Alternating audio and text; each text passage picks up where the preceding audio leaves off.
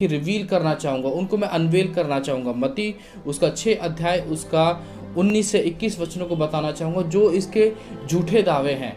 मतलब पढ़ते अनुसार ही हम उसको एक्सप्लेन कर देते हैं।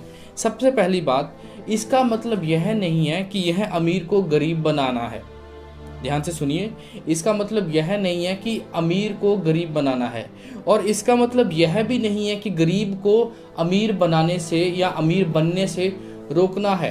इन वचनों का कुछ खास मतलब है। यीशु मसीह यहाँ पर इन वचनों के अनुसार किसी अमीर के खिलाफ नहीं है और ना ही पूरे का पूरा किसी गरीब की सपोर्ट में। यहाँ पर यीशु मसीह मन की डायरेक्शन को बदलने के लिए बता रहा है। इस बात को आपको समझना है। असल में है क्या वास्तविकता, इसका मतलब यह है कि आपके मन की सिर्फ और सिर्फ दिशा बदलना। अब इन वचनों में ध्यान से देखिए कि पृथ्वी पर धन इकट्ठा ना करो जहां कीड़ा और काई बिगाड़ते हैं। यहाँ पर एक ऐसे धन के बारे में बात हो रही है जहाँ पर हम 24 घंटे एक सेल्फिश नेचर के साथ लगे रहते हैं और हमारी लालसा बढ़ती रहती है। ठीक है, और जब हम पृथ्वी पर होते हैं तो हम अपने मन से लगे रहते हैं। ध्यान दीजिए, मन का एक नेचर है, ये कभी भी नहीं बढ़ता। अगर आज हमारे पास 1 रुपया है तो हम चाहते हैं कि हमारे पास 2 हो जाए, धीरे धीरे वो बढ़ता जाए, ये कभी नहीं बढ़ता। लेकिन यहाँ पर यीशु मसीह क्या कह रहा है कि अपने मन की डायरेक्शन चेंज करनी है। 21 में देखिए, क्योंकि जहाँ तेरा धन है वहाँ तेरा मन भी लगा रहेगा। अब यहाँ पर यीशु मसीह इसके ऊपर वाले वचन में अपने मन को स्वर्ग में लगाने के लिए बोल रहा है, स्वर्ग में धन इकट्ठा करने के लिए बोल रहा है। जब हमारा धन स्वर्ग में इकट्ठा होगा तो हमारा मन भी वहाँ पे लगा रहेगा। अब हमने स्वर्ग में धन कैसा इकट्ठा करना है?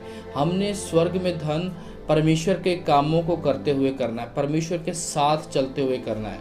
और जब हमारा धन वहाँ पे होगा और हमें पता होगा कि मैं मेहनत कर रहा हूँ, मेरा धन स्वर्ग में इकट्ठा हो रहा है, तो ऑटोमेटिकली हम अपने आप को पवित्रताई में बनाए रखेंगे। यहाँ पर एक बार फिर से कि आपको बताना चाहता हूँ, ये किसी अमीर को गरीब बनाने के लिए नहीं है और ना ही किसी गरीब को अमीर बनाने से रोका जा रहा है। यहाँ पर केवल और केवल वचन ये कह रहा है, अपने मन को सही रखो।